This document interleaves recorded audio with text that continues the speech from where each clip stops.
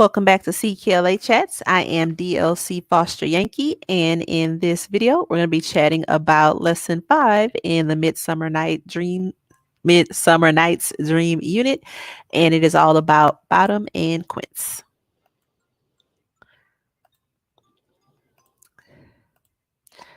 All right, so this lesson is divided into 4 subcomponents, which we will tackle more in depth throughout the video.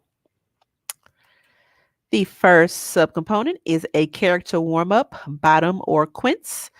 2 bold volunteers will come to the front of the room for this activity, and the teacher will whisper to them that he or she would like one of them to strike a bottom pose and the other to strike a quints pose. After giving them a few seconds to think about it, they're going to turn around, face the class, and freeze in their poses. The audience, also known as the class, will try to identify which is bottom and which is quints, as well as, based on the reading, the character traits demonstrated in each pose. If the poses are too similar, don't seem to reflect the characters, or are too difficult to do quickly, the teacher will ask for suggestions on how to modify the poses. All students will stand and pose as quints, then do the same for bottom. The teacher will call out quints or bottom a few times until everyone is comfortable with the poses. As a check for understanding, the teacher will ask students to explain why they chose bottom or quints, then ask them to back up their answer with facts from the reading.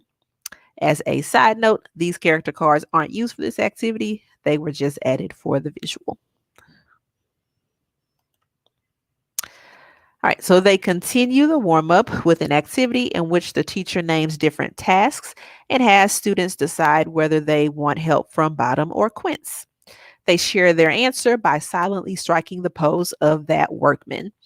There is no right or wrong answer if they have a good explanation based on the text. Okay. So on this side is the list of tasks that the teacher will be calling out for students to strike their poses. Okay. From there, students will move on to Shakespeare's language for 30 minutes. Students turn to activity page 5.1 in their workbooks and work with a partner to read the first exchange. Each person takes a character, either bottom or quints, and then they will complete the key questions. When time is up, the class will come back together and discuss the answers. Then students will continue working in pairs to read the next 2 exchanges and answer the questions about them. The teacher will talk about how young boys played the parts of women during Shakespeare's time because women weren't allowed to act on stage. Then the class will go over the answers together, and the teacher will ask students if they have any other underlying words or phrases in the scene, then give them 10 minutes to work with their partner to guess the answers from context or write them in the margins. The class will come back together again to go over some of the unknown phrases and words, and if any remain undiscussed, students can look those up in the dictionary. The next component is freeze frame for 40 minutes. For this activity or this component, students are divided into groups of 3 or 4, and the teacher assigns each group one of 3 lines from the scene to dramatize.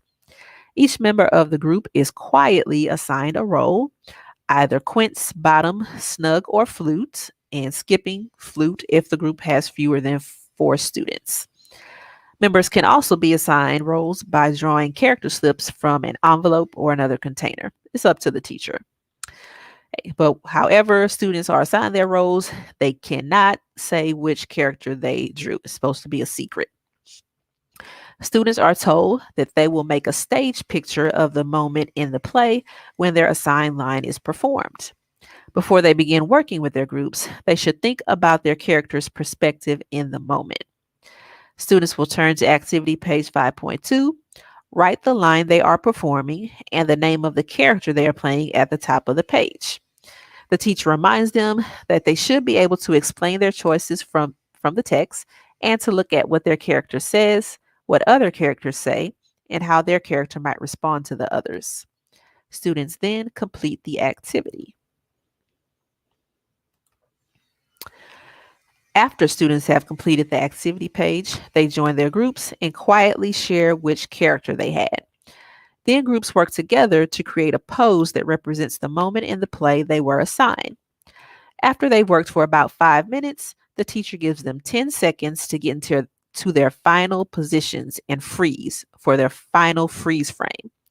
Students then return to their seats, and the teacher calls groups to the front and counts down for their freeze frame.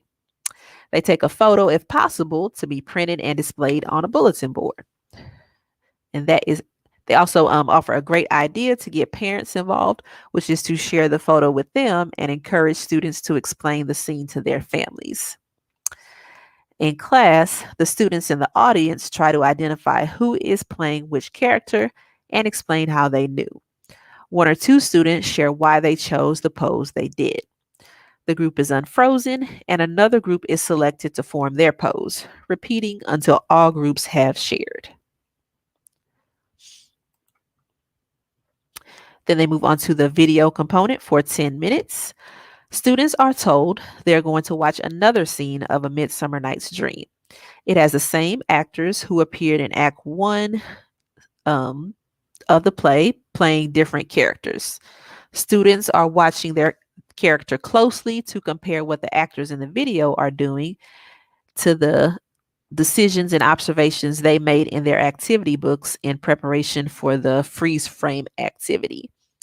Again, they are reminded that there are many correct interpretations, so just because their choices were different doesn't mean they were wrong. So the teacher's guide says to play Act 1, Scene 1 without sound. I'm not sure if that's right, but I put Act 1, Scene 2 here because it matches the excerpt that they read. So after students watch the video, they're going to discuss the similarities and differences in the video as compared to the student freeze frames. And that concludes this lesson, lesson 5. Thank you for watching, and I'll see you in the next video.